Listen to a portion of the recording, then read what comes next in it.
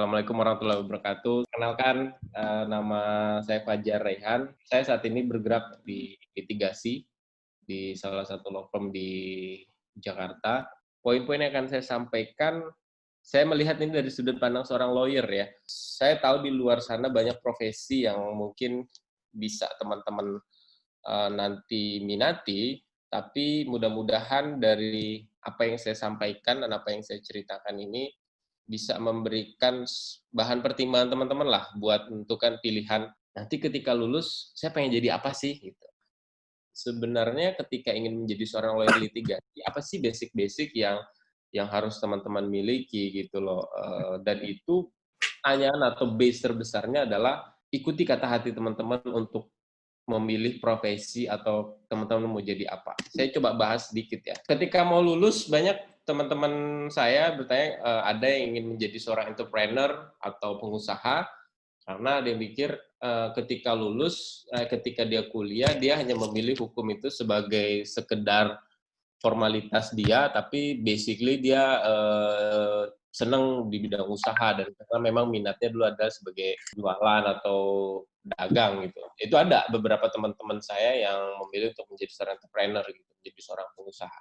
Tapi pertanyaan berikutnya adalah, apakah ketika menjadi seorang lawyer nggak bisa disebut sebagai seorang pengusaha? Bisa, ketika teman-teman mampu bikin kantor sendiri. Cuman pertanyaannya adalah ketika lulus, emang bisa bikin kantor sendiri? Maka jawabannya agak sangat berat ketika teman-teman begitu lulus, punya pengalaman 1-2 tahun, lalu bikin kantor, dengan persaingan yang sekarang cukup keras, rasanya agak cukup berat ketika teman-teman ingin menjadi seorang entrepreneur, pengusaha yang notabene punya law firm. Jadi kalau kita punya law firm sendiri, saya suka bilang, dia itu bisa dibilang sebagai seorang pengusaha. Tapi konteks pengusaha di sini tuh pengusaha non-hukum ya. Jadi dia bisnis, punya usaha apa, tapi background-nya S1. Ada beberapa teman-teman saya yang menjadi seorang entrepreneur. Lalu berikutnya ada yang menjadi seorang PNS. Di sini pasti ada yang ingin jadi jaksa, hakim, kementerian, maksudnya kerja di kementerian. Banyak juga teman-teman saya di UI yang angkatan saya yang jadi jaksa, jadi hakim, lalu kerja di kementerian itu cukup banyak gitu. Nah itu semua pilihan dari teman-teman semua. Atau ada juga yang memilih untuk jadi in-house lawyer gitu. Jadi kalau in-house lawyer berarti kerja di sebuah perusahaan, dia terikat sebuah company, misalnya perusahaan A, terus dia di bagian legal, dia kerja di situ. Nah, terakhir menjadi seorang lawyer. Nah, menjadi seorang lawyer sendiri, teman-teman, ada banyak macam-macam lawyer yang ada saat ini ya.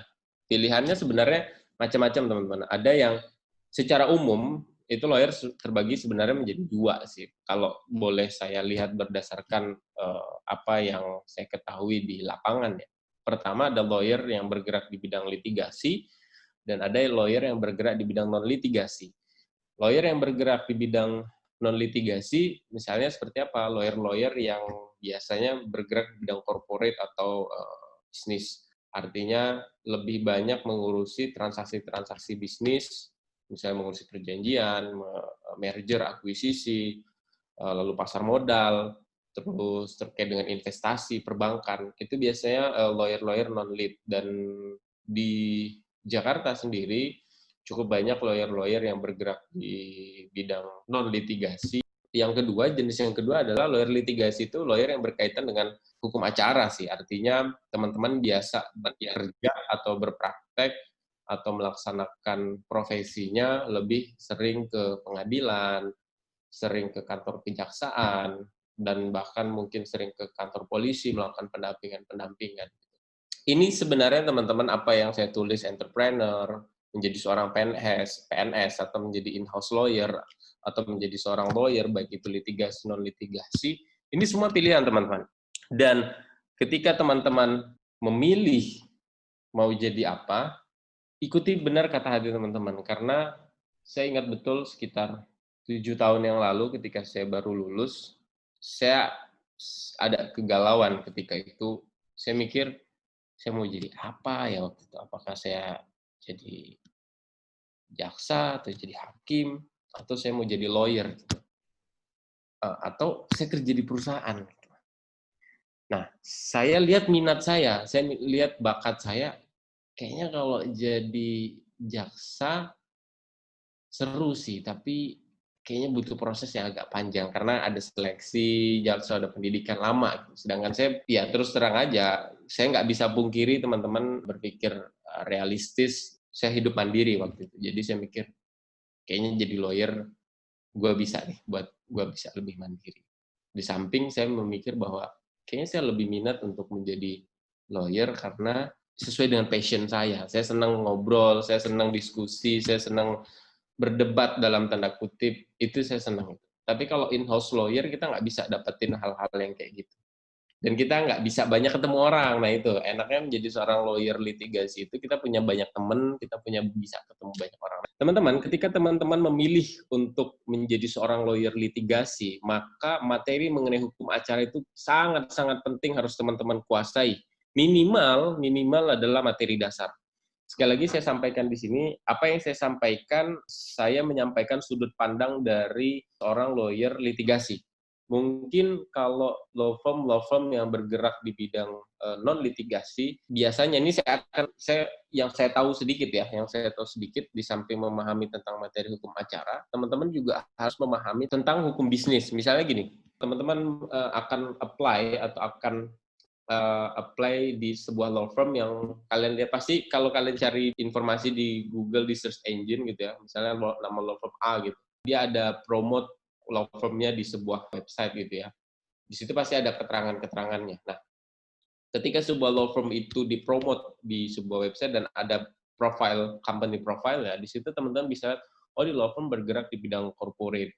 Terus kegiatannya lebih banyak melakukan kegiatan-kegiatan merger, akuisisi, pasar modal misalnya seperti itu ya, banking. Nah, berarti kalian harus mempersiapkan materi tentang perusahaan, organisasi perusahaan, kalian harus pahami tentang undang-undang PT, bagaimana tentang pemegang saham, tugas wewenang direktur, tugas wewenang komisaris. Hal-hal kayak gitu tuh harus teman-teman flashback lagi, karena sejujurnya ketika teman-teman baru lulus atau di tingkat akhir, setahu saya materi-materi itu tuh materi-materi dasar ya. Saya nggak tahu misalnya ada tentang hukum organisasi perusahaan ya kalau waktu zaman saya kuliah. Itu saya dapetin semester-semester bawah lah, itu bukan di semester akhir. Otomatis teman-teman harus flashback ulang gitu. Makanya penting ketika itu untuk melihat company profile-nya, oh perusahaannya law firm-nya bergerak di bidang ini, kalian flashback lagi. Itu penting banget untuk kalian pahami. Lalu misalnya tentang pasar modal,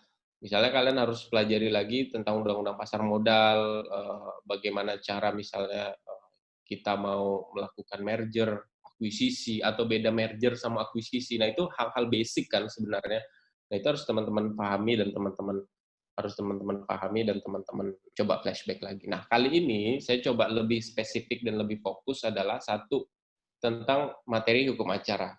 Kalau teman-teman lihat bahwa saya bergerak di bidang law firm litigasi, maka basic yang harus teman-teman pahami adalah kalian harus tahu tentang hukum acara. Misal, contoh, kalian harus tahu tentang hukum acara perdata. Saya di interview waktu itu, kebetulan saya nggak ada tes tulis, tapi saya interview, ketika itu pertanyaan interview saya masih ingat betul sampai sekarang. Kamu tahu nggak apa perbedaan antara gugatan one prestasi dengan gugatan PMH? Pertanyaan dasar kan, pertanyaan yang basic banget gitu. Itu kan materi yang didapat ketika kalian mungkin duduk di semester 2, semester 3 gitu.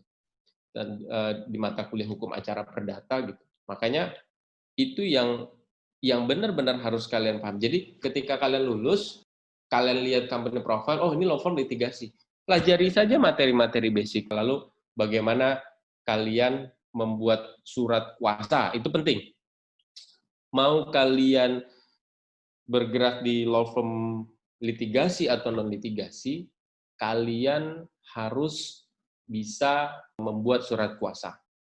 Kenapa? Karena surat kuasa menjadi sebuah landasan atau pegangan bagi seorang lawyer untuk menjalankan sebuah profesinya. Maka kalian harus bisa tuh bikin surat kuasa. Minimal kalian tahulah dasar-dasar surat kuasa. Pasti ada pemberi kuasa, penerima kuasa, lalu ada bagian khusus, surat kuasa itu khusus untuk apa, itu harus kalian pahami dan harus kalian pelajari gitu loh. Lalu contoh berikutnya kalian misalnya harus pahami juga ketika kalian memilih untuk menjadi seorang lawyer litigasi adalah di samping hukum acara perdata, kalian juga harus kuasai tentang hukum acara pidana, teman-teman. Ini menjadi penting. Ketika saya interview, saya ditanya, lagi-lagi pertanyaannya basic. Kamu tahu apa enggak apa bedanya P21 dengan P19? Waktu itu saya agak sempat diam kan. Untungnya waktu di hukum online, waktu saya kerja di hukum online, saya sering membuat artikel tentang pidana waktu itu. Dan saya cukup familiar dengan istilah P21 dan P19. Istilah P21 dan P19 adalah istilah kode administrasi di kejaksaan. Kalau P19 adalah kalau berkas yang dikirim oleh penyidik kepolisian itu dinyatakan belum lengkap atau harus dilengkapi, maka akan diterbitkan P19. Artinya pernyataan bahwa berkas tersebut belum lengkap. Kalau P21, berkas itu sudah lengkap. Nah, hal itu basic, pertanyaan dasar gitu loh. Cuman itu menjadi penentu saya diterima di sebuah law firm gitu loh, pertanyaan-pertanyaan dasar itu. Nah, dari situ saya belajar ternyata materi-materi dasar itu menjadi sangat penting untuk teman-teman pahami atau teman-teman flashback ulang ketika teman-teman mempersiapkan diri untuk menghadapi dunia pasca kampus. Gitu. Nah, persiapan yang kedua yang perlu juga teman-teman ikuti atau teman-teman lakukan adalah mengikuti seminar dan pelatihan-pelatihan yang ada atau pelatihan-pelatihan yang dibikin, workshop yang dibikin oleh kampus atau lembaga-lembaga pendidikan lainnya yang bersifat berbayar atau yang free atau gratis. Nah, saya ambil contoh misalnya ketika teman-teman nanti sudah lulus ya, kalau teman-teman mungkin pernah dengar istilah PKPA, Pendidikan Khusus Profesi Advokat. Ketika teman-teman ingin bergerak atau ingin menjadi seorang lawyer litigasi, PKPA itu menjadi penting. Dan kenapa? Karena PKPA itu adalah syarat teman-teman untuk mengikuti ujian profesi advokat. Ujian profesi advokat adalah syarat teman-teman untuk mendapatkan kartu advokat dan bisa disumpah dan dilantik menjadi seorang advokat. Gitu. Nah, pelatihan-pelatihan itu menjadi penting untuk teman-teman ikut. Ada cerita menarik ketika saya punya junior saya waktu itu ya, junior. Dia kerja di kantor law firm litigasi. Dia kerja di sebuah law firm litigasi dan dia lawyer litigasi.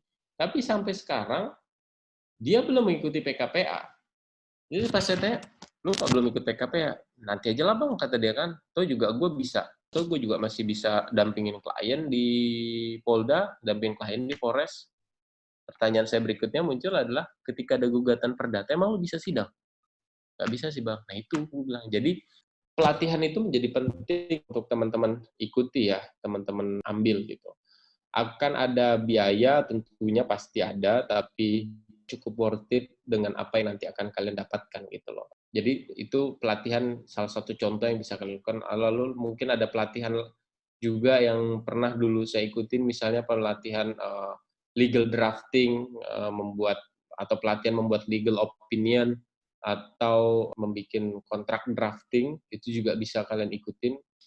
Terkadang begini teman-teman, ketika kita atau ketika seorang lawyer diminta atau mendapatkan case dari klien, biasanya sebelum akan ada action tertentu, itu biasanya klien minta untuk dibikinkan legal opinion. Nah, teman-teman, biasanya gimana sih cara bikin legal opinion yang baik, gimana sih cara bikin legal opinion yang bagus. Nah, itu biasanya suka ada pelatihan-pelatihannya, suka ada workshopnya. Karena tuh gini ya, kadang ada beberapa law firm yang format legal opinion-nya beda. Beda-beda nih. Kalau setiap law firm tuh punya format yang beda-beda. Tapi dasarnya itu biasanya suka sama. Misalnya pasti di dalam legal opinion itu ada pembukanya dulu, terus ada analisis yuridisnya, didasarkan pada peraturan apa, case-nya bagaimana, kronologis kasusnya apa, lalu pendapat kesimpulan akhirnya tuh pendapat hukum kita apa. Nah itu hal-hal kayak gitu tuh perlu teman-teman ikuti juga. Nah yang ketiga, teman-teman juga perlu update mengenai tentang peraturan perundang-undangan. Kenapa saya bilang ini perlu untuk teman-teman update? Karena peraturan perundang-undangan ini menjadi itu kan dinamis ya, selalu berubah-ubah setiap saat. Ambil contoh misalnya peraturan tentang, mungkin kalau kalian pernah dengar di Perma tahun 2008 tentang mediasi, itu ternyata peraturan itu sudah dirubah dengan Perma 1 2016 ya, kalau saya nggak salah, tentang mediasi. Kalau nomornya saya agak lupa. Tapi Perma tentang mediasi itu ternyata dirubah, ada perubahan, dinamika itu terjadi. Nah, eh, itu harus teman-teman coba untuk update perkembangan peraturan perundang-undangan yang ada gitu loh, karena ternyata di hukum acara itu menjadi penting gitu. Nah, itu sebagai salah satu contoh. Nah, yang contoh berikutnya misalnya adalah kita bicara pidana ya, misalnya tentang pencemaran nama baik, tentang perbuatan tidak menyenangkan. Itu kan ada beberapa pasal yang sudah dicabut oleh MK misalnya, bahwa perbuatan tidak menyenangkan itu harus ada ancaman kekerasan misalnya, yang diterima oleh si korban misalnya, kayak gitu. Nah, itu update-update seperti itu harus teman-teman coba update. Itu sebenarnya bisa berjalan sih, bisa berjalan seiring ketika teman-teman misalnya udah diterima di law firm, rajin-rajin baca berita-berita hukum, bisa kalian kunjungi kliklegal.com gitu kan. Di situ kan biasanya suka update berita-berita tentang hukum. Nah, kalian bisa kunjungi itu kliklegal.com untuk mengupdate informasi kalian atau wawasan kalian tentang hukum. Itu menjadi penting teman-teman, sehingga kalian nggak ketinggalan informasi yang ada. Nah, terakhir, teman-teman perlu memperbanyak jaringan pertemanan. Ini menjadi penting ketika teman-teman ingin masuk ke dunia pasca kampus. Kenapa? Kadang ada beberapa case, beberapa kasus yang saya temuin itu, dia bingung mau, aduh, gue bingung nih kerja di mana, gue udah coba ber-CV kemana, ternyata dia ingat, oh ini punya kenal teman lama, ternyata teman lamanya bisa merekomendasikan dia untuk kerja di sini. Nah, itu hal-hal kayak gitu menjadi penting. Nah, makanya misalnya kayak komunitas lawyer muda ID gitu kan, itu kalian coba ikutin timeline-nya. Itu kan salah satu contoh ya, untuk memperbanyak jaringan teman-teman juga gitu loh. Jadi misalnya kayak di lawyer muda ID itu kan biasa suka ada informasi tentang magang di law firm atau apa gitu. Itu bisa untuk menambah jaringan pertemanan teman-teman juga dalam mengembangkan kemampuan atau soft skill kalian di bidang lawyering ini. Thanks for watching. Don't forget to subscribe, comment, and turn on notification. And see you in the next video. Bye-bye.